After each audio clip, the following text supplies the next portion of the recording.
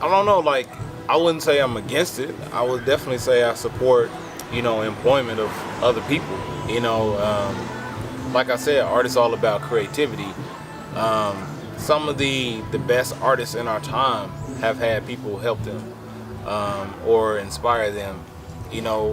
It could always be something. It's always going to be something. Like, in this world, like, you never create anything. Like, even the stuff that I've written, that I know I've written from my head and my head alone, it didn't come from me. It come from the surroundings that I was dealing with. It came from, the struggles that was going on. It was the story of, the issues that I was dealing with. It's not necessarily coming from me. So I feel like if anyone can contribute to that, that's cool. I do, my personal opinion, I feel like, one should tell his own story, just so if you're that type of artist, if you want to connect to your fans like that, and that's me. Like, I like connecting to my fans, so you're always going to see me writing my own things. I could definitely be cool with someone throwing in the hook, because hooks are the hardest to write. Not a verse. And yeah, the verse is all me, He said, I think I'm gonna handle that. Because like verse is like, it's just pure, like, I want my fans to know that I want them to know that it's me that they're talking to. But some artists, you have some people who are mainstream level, and they don't really have a direct connection with their fans.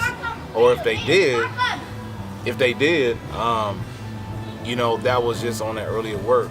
It's you have some stuff in the business. It's like, man, they got to make that check so they can take care of their family. So kudos to them, because it's not easy, especially right now. People don't want to buy CDs, so.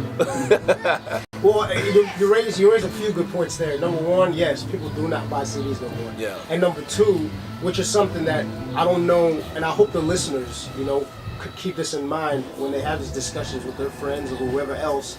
And this is something, honestly, I didn't even think about. It does employ people in regards to goals. You know what I mean? It's like, that's people getting paid to, and they're working, and it's art too. Yeah. So it's like, whether we think, we rather think it's corny or not, right?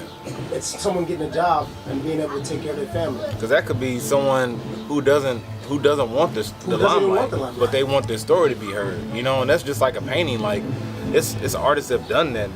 That's taken their friends' artwork who are not as popular, and they'll put it in their friend's gallery who's really popular, and it's like they sell their artwork for them. So it's like, that's a very good point. I never really thought about that.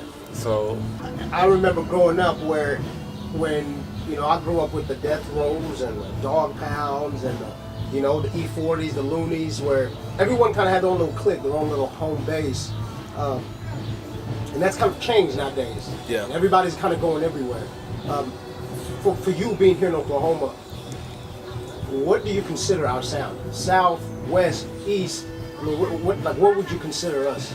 Man. And I know it's a broad stroke, but I feel like until we have an established set of artists, right, who've actually, I guess you can say, into the mainstream eyes making it, we really don't have a sound, which is good.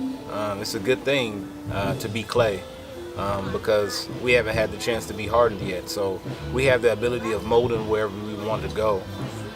There's always that chance to be, sounding like this or sounding like that, and that's where we're at right now. Is we have that mold to where we can create whatever we want, which is, I think, is a good thing, especially in this time period, because everything's already established. So if you go to the East Coast, you're gonna sound like East Coast. You go to the South, the Dirty South, you're gonna sound like the Dirty South. You come to Oklahoma, you don't know what to expect, and people like the unexpected. Absolutely. So we can give them what we want, and they're like, yeah, that's the sound. So. Okay, so quick question. First thing that comes to mind when I say this: dream collab. Right now, you get anybody you want, from hip hop to rock, any genre of music. Dream collab. Talib Kweli. Talib Kweli. Yes. Why is that? He's one of my idols. Like, I would love to do some music with him. I would probably have to step my bars up.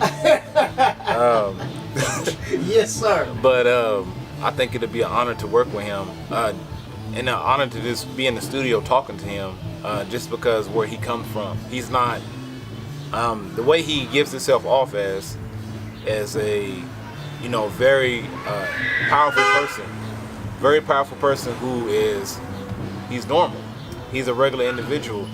I remember watching one of his interviews. He said, you know, people always think I'm so serious, and they come and think I'm so serious because they hear my music. They don't really know me, you know. And I can relate to that. You know, it's like a lot of my music is, you know, kind of serious because it's about my life. But I'm a very like comedic kind of person. Like I like to goof off and I like to have a good time. You know, that's, you know, because life is not always serious. So that I think we would have good chemistry in the studio for sure.